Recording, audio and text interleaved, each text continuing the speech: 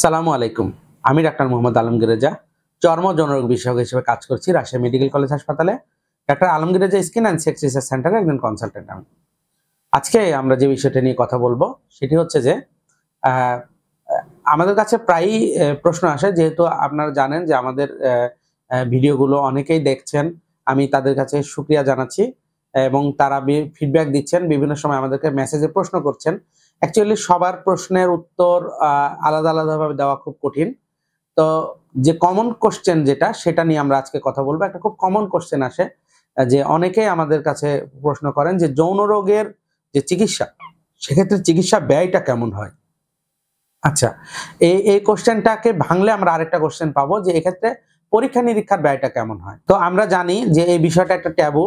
তো মানুষ এই বিষয় নিয়ে সবার সাথে আলাপ করে না বা করতে চায় না, বা আলাপ করার জন্য সঠিক লোক পায় না, বা যাদের সাথে আলাপ করে তাদের কাছে সঠিক সিদ্ধান্ত পায় না। তো আমরা খুব ভালো রেসপন্স পাচ্ছি এই ক্ষেত্রে, যে মানুষ আমাদের সাথে তার এই সমস্যাটা নিয়ে আলাপ করছে। এই আলাপ করার কারণে তারা আমাদের কাছে পূর্ণ সমাধান না পেলেও তারা একটা গাইডলাইন পাচ্ছে এবং তারা জানতে পারছে যে আসলে তাদের কি করা উচিত। যেমন ধরেন যে এই যে বিভিন্ন ধরনের মানে ওয়ান টাইম যে ঔষধগুলা, সেগুলো সেবন না করা, বা ক্ষতিকর ওষুধগুলো সেবন না করা, বা যে সঠিক চিকিৎসা কোথায় পাওয়া যাবে সে বিষয়ে ধারণা পাওয়া, এই বিষয়গুলো নিয়ে আমরা কাজ করছি এবং আমরা অনেক মানুষের উপকার করতে পেরেছি বলে আমাদের বিশ্বাস। তো এখন আমরা যেটা বলছিলাম যে যৌন রোগের ক্ষেত্রে কেমন পরীক্ষা নিরীক্ষার খরচ হয়, আসলে এটা নির্ভর করে মানুষ, ম্যান টু ম্যান ভ্যারি করে। অর্থাৎ একজন মানুষের তার হিস্ট্রি শুনে তাকে কি পরীক্ষা নিরীক্ষা দেওয়া দরকার আর দেওয়া দরকার না সেটা। যেমন ধরেন যে একটা লোকের হিস্ট্রি শুনে আমার মনে হয় যে এনার থাইরয়েডের একটা সমস্যা থাকতে পারে, তাহলে ওনাকে থাইরয়েডের পরীক্ষাগুলো দিতে হবে। আচ্ছা, যদি একটা মানুষের সমস্যা শুনে আমার মনে হতে পারে যে ওনার টেস্টোস্টেরনের ঘাটতি থাকতে পারে, তো ওনার তাহলে টেস্টোস্টেরনের পরীক্ষাটা দিতে হবে, এরকম।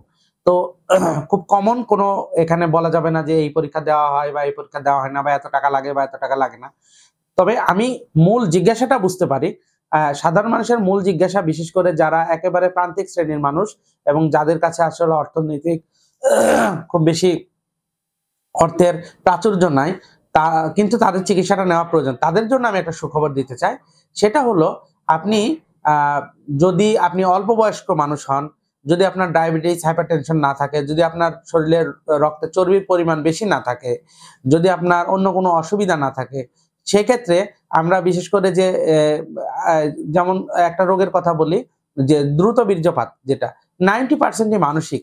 হয়তো কিছু কাউন্সিলিং করলে, কিছু হালকা ওষুধপত্র দিলে এবং কিছু টেকনিক্যাল বিষয়কে বিষয় শেয়ার করলে, সেক্ষেত্রে কিন্তু আপনি এই রোগ থেকে মুক্তি পেয়ে যাবেন। তাহলে এক্ষেত্রে কিন্তু আমাদের কোনো পরীক্ষা করা লাগছে না।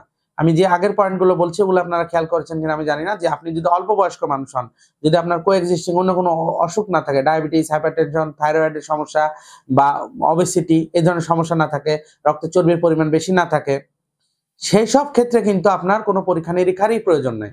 কোনো পরীক্ষা নিরীক্ষা ছাড়াই আপনি কিন্তু সামান্য কিছু ওষুধপত্রের মাধ্যমে আপনি এই রোগকে সম্পূর্ণ নির্মূল করতে পারবেন। কোএক্সিস্টিং কোনো অসুখ থাকে, সেক্ষেত্রে কিন্তু আপনার কিছু পরীক্ষা নিরীক্ষার প্রয়োজন আছে। তো সেই ক্ষেত্রে আমাদেরকে এক্সাক্ট ধারণা দেওয়া খুব মুশকিল যে কত টাকা লাগতে পারে। তবে যেহেতু আমি বললাম যে বিশেষ করে দ্রুত বীর্যপাতের ক্ষেত্রে 90%ই হচ্ছে যে মানসিক রোগের কারণে হয় বা মানসিক কারণে হয়, সেই ক্ষেত্রে কিন্তু আপনার কোনো পরীক্ষা নিরীক্ষা ছাড়াই আপনি আমাদের এই সেবা নিয়ে আপনি কিন্তু সুস্থ হতে পারবেন অল্প কিছু ওষুধপত্রের মাধ্যমে। তো এটা জানানোই আমাদের মেসেজ ছিল।